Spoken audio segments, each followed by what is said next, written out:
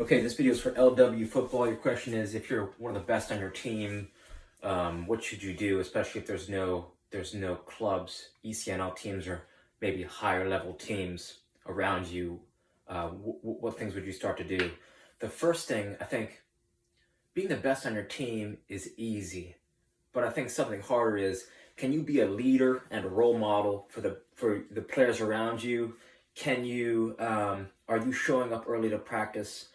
Can you show up half an hour early and get 1,000 touches? Can you juggle a tennis ball, make it even more challenging for yourself?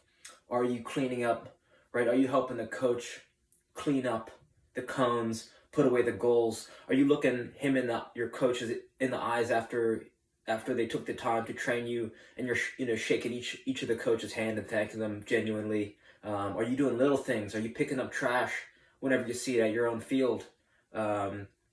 Even things that are smaller than that. Are you making your bed? Is your room clean? Are you helping your family make dinner? And are you helping out doing your laundry? Are you right? What's your morning routine look like? Have you really thought about are you waking up, if you're the best player on your team, and if you're on this track that where you could see yourself playing for the rest of your life, right? Are you waking up in the mornings? Are you getting 1,000 touches immediately after you wake up? You hydrate, right? Are you getting 1,000 touches? Have you learned the alternating underhand sneak, right? This is something wish I learned when I was 13. I was the best player on my team. Something that I wish someone told me. This is something that's going to improve your juggling, your timing, your rhythm, your coordination, your efficiency on the field. It's going to help you run faster, jump higher. Have you checked out the resource, the TED Talk, How to Breathe by Dr. Vranich? Right? I thought I knew how to breathe for the past 27 years, and turns out I didn't. Right? So these little things will add up. I would start a vlog, a training vlog, just so you could start to document your training.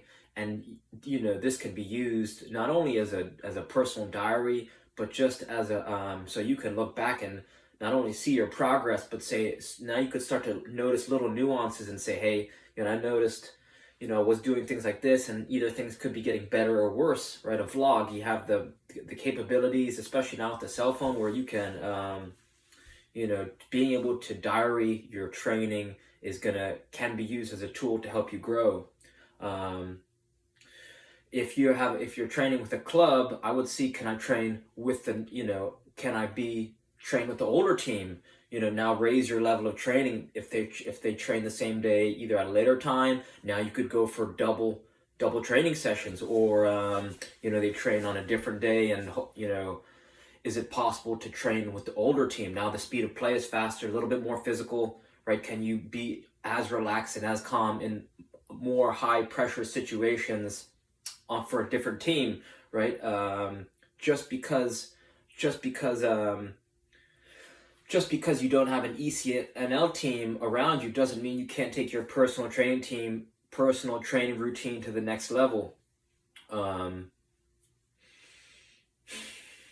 I would check out, right? There's a quote, diamonds in my backyard. In your hometown or your city or region, is there kickboxing, right? Kickboxing gym? Is there Pilates gym? Is there gymnastics? Is there taekwondo, karate? All these things are going to help you grow parallel to your soccer training.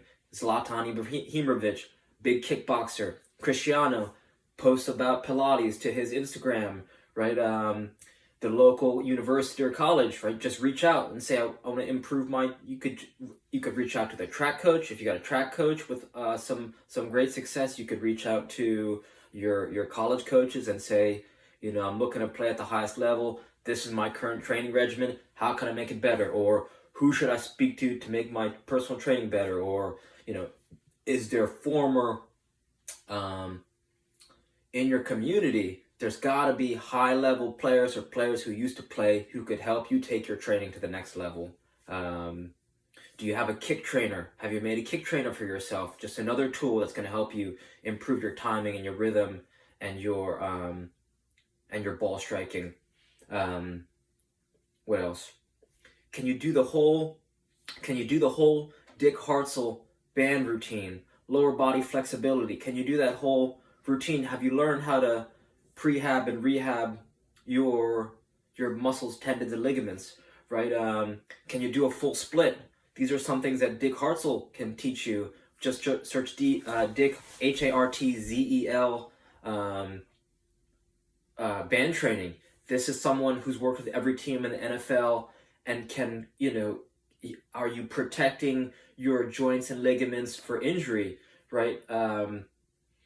You have to be a perpetual learner and just raise your training, raise and be curious, right? It's not good enough. There was a moment in time when I thought I was the bee's knees and that I stopped my training, my hunger for new info and new training, it stopped, and it took a while for it to keep growing. But right, what else? Are you wearing minimalist shoes? Do you spend some time? Can you juggle 1,000 touches, keep the ball up for 10 minutes straight barefoot? Can you keep a tennis ball up 10 minutes straight barefoot?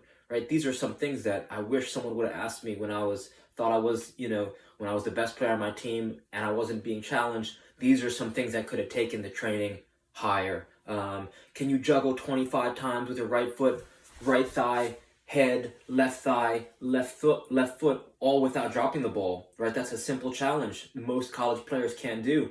That's something I still can't do. I'm 20, been playing for 27 years, and that's still, I still get caught up in the head, right? I get jammed up 25 with the head. I still can't do it. So you got to take you got to measure yourself from who you were yesterday and not who your team is today, right? Because you could always get a little bit better and a little bit better. I want you to read Atomic Habits by James Clear. I want you to read Effortless by Craig McEwen.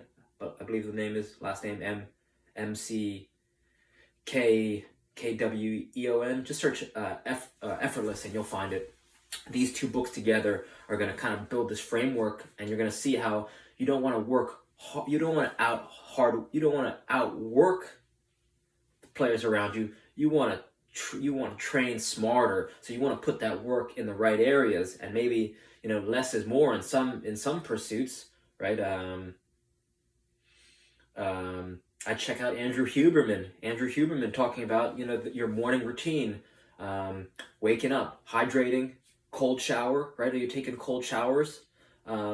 And then getting sunlight in your eyes, and then boom, 1,000 touches, right? So just drilling down some of these little things are going to add up every day. The little things multiplied over time are going to make huge impacts, and you'll see huge results. And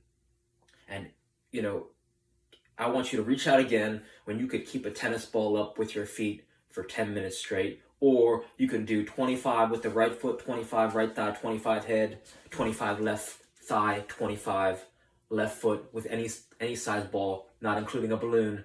But those are my two challenges for you personally: 25 with every single part of your body without dropping it, or 1,000 juggles with both your feet with the tennis ball. So reach out if you got any more questions, and thank you for your time. All right.